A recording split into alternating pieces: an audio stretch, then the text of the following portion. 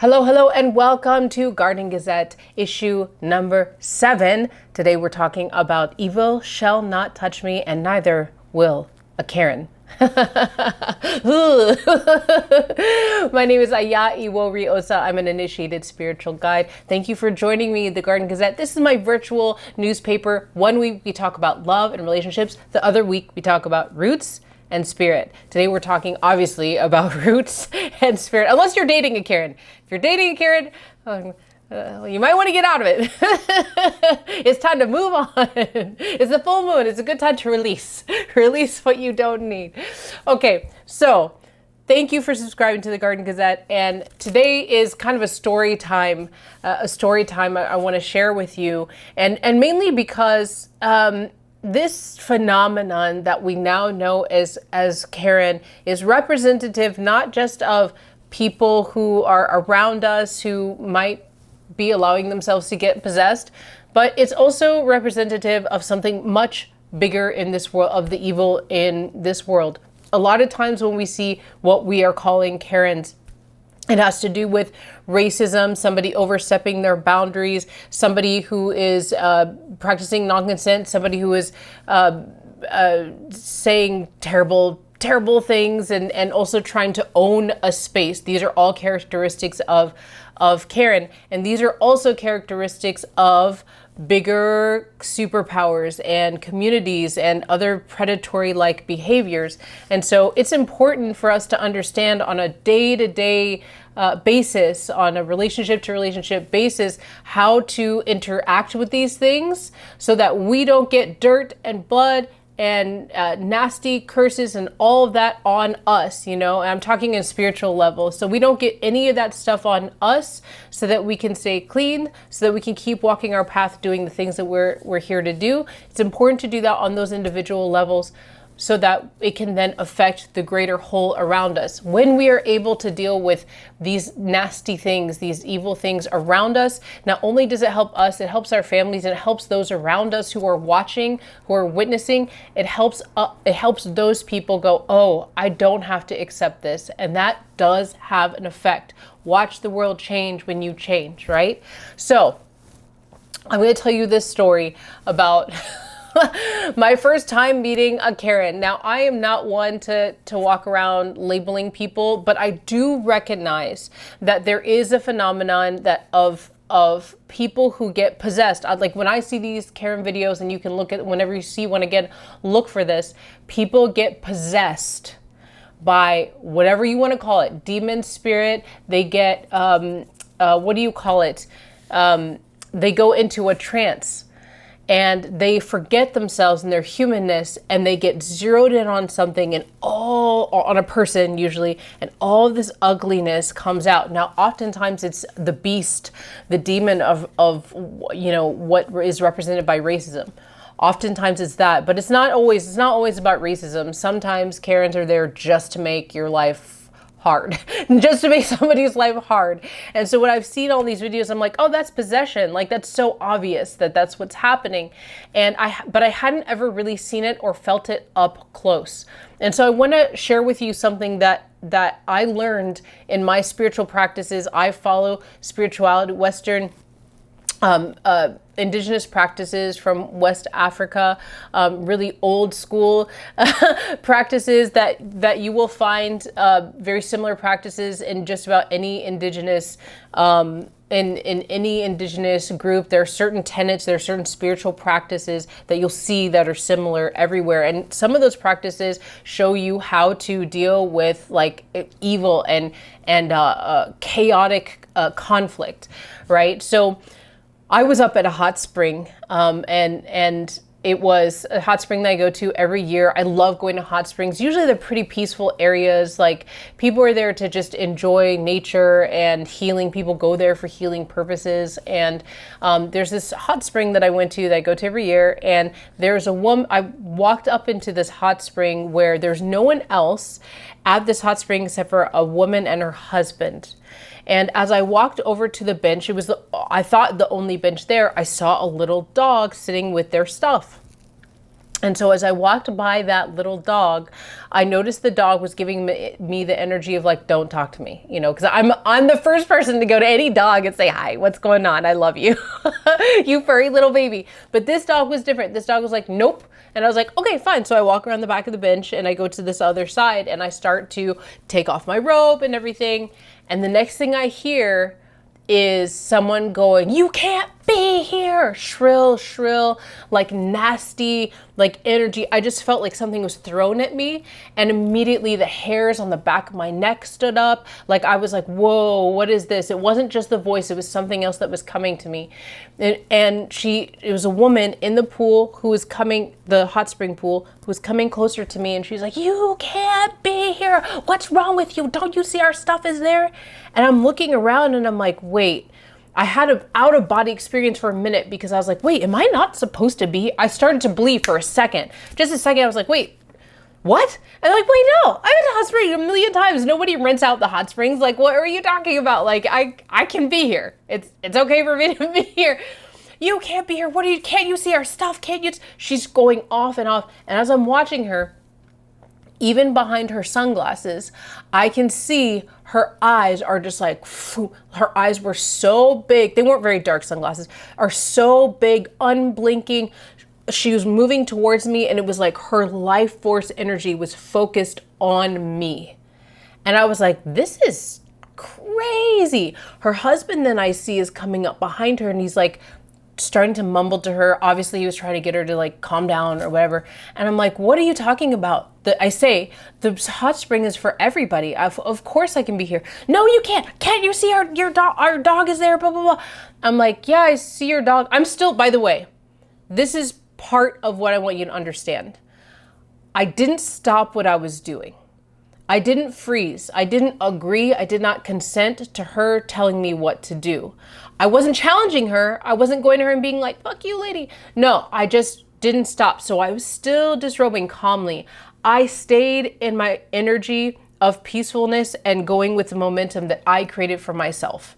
So that's the first thing I want you to remember when you come up against somebody who, a Karen who's coming up against you like that, is just like, stay in your calmness. Don't try to match the energy. There are times when you match the energy, but in this situation, the value that I learned is don't play their game. Just don't get into it. It is better to not interact with the energy. And so her husband came up and he's like trying to quiet her down. And eventually she was like, you can't be here. You can't be, there's another bench over there. And I was like, oh, and I was like, obviously there's some issue going on right here. Like, I don't mind moving. And I was like, eventually I said to her, I said, look, the hot spring is for everybody. I'm getting in the hot spring. Like, I'm not going to just walk away because you're yelling, like, you know. And then she's still going on. At this point, I don't even know what she's saying, but I said to her, don't talk to me.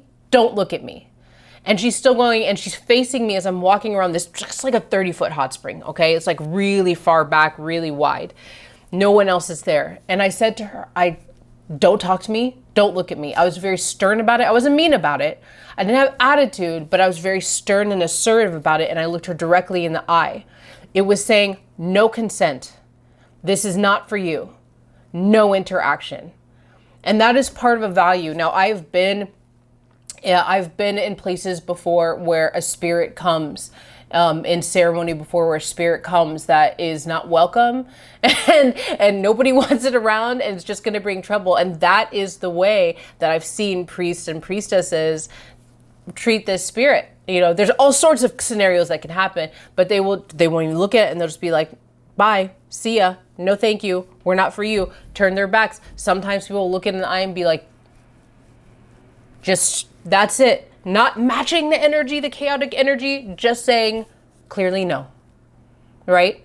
And so that's what I did. Clearly no, you don't have permission. So I walk around to this other bench and her husband's like trying to quiet her down. And I'm like, look, you wanted me to go to the other bench. I'm going to the other bench. We have nothing else to talk about. I put my stuff down. I came down around and I got in the hot spring. They're like 10 feet away from, maybe more away from, they're pretty far back. She's still going at 200. She's screaming, screaming. And I'm like, oh, this is, at that moment, I got into the hot spring, I had my back to them. And I realized this is the Karen experience that people are talking about. Like, it had all the, she may have said some expletives. Like, at that point I was tuning her out, but I did hear her say things like, now we can't get out of the hot spring, she's blocking the entrance on purpose, all this stuff. And I was like, what is she talking? I didn't say anything, but I was like, what is she talking about? You know, here's the other thing I want you to understand. I did not, the things that she was saying, I could feel them like darts on my back. I did not take the bait. And that's something that I think is important for us to understand, especially when I'm seeing some of these videos where there's like these conflicts. It doesn't always have to be Karen either. This is also good for a conflict. Like, I see these conflicts and people like get attitude back, like their egos get involved, or maybe because of fear, they feel like they have to fight. You don't actually have to fight.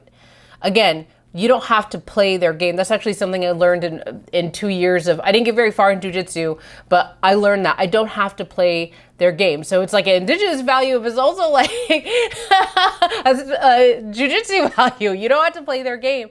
So she's shooting these darts, and she's, by the way, this was all over a span of 10 minutes. Can you imagine being at 200, angry, screaming, blah, for 10 minutes? That's a long time.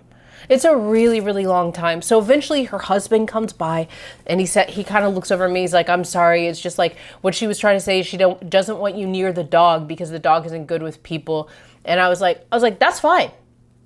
Here's something that I want you to pay attention to, especially for you givers and you people pleasers. At this moment, my past self that was an overgiver and a people pleaser would have been like, it's okay. To the man, it's okay. That leaves me vulnerably open to more darts. That leaves me open to getting more hooks put in my head and more attacks, receiving more attacks actually getting deep into me.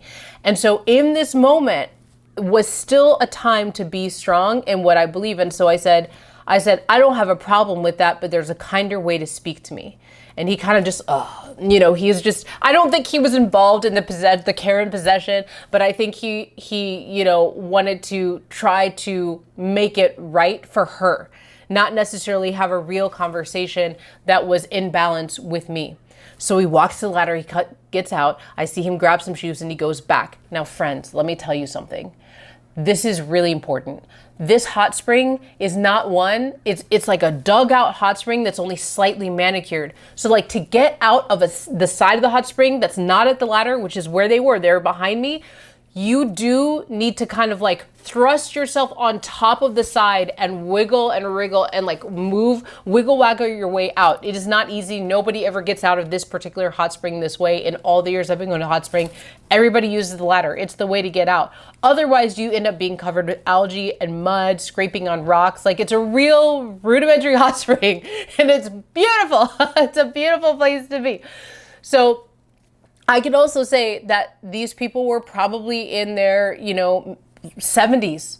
So, I wouldn't even, at 41, I wouldn't even like want to spend all the effort and energy, get out on the side of this hot spring. They were much older, and I could tell just by the way that she was moving, like her body wasn't necessarily like spry, So I'm hearing her and she's saying, she's blocking the entrance, and I'm like, what are you talking about? There was like 15, 20 feet on this side of me that they could have passed by to get to this ladder. They didn't have to get anywhere near me. The ripples in the water would take a long time to get to me if they walked by me. So she had to get out on the side. Her husband had to come back around again and like help pull her out of this pool. She's still at 200 the whole time. This girl, blah, blah, blah, blah, blah. I don't know what she was saying. I was like blocking her out at this moment. And then they get their dog and she hobbles off down the path and they're gone. After they leave, all of a sudden, butterflies, I'm not joking, butterflies come out, an eagle goes past, like a deer walks by. All of a sudden the air got lighter. The hair on the back of my neck started softening, like everything just, I swear the water got warmer after she left. Okay, but here's the thing I want you to understand. Because I made that energetic boundary with a possessed individual, with somebody who was committed to the chaos and the conflict, who was throwing daggers at me and trying to get me in that energy, because I was clearly saying no. Not only was I able to walk away from this situation without feeling the weight or the dirt of this person or this spirit that was coming through her.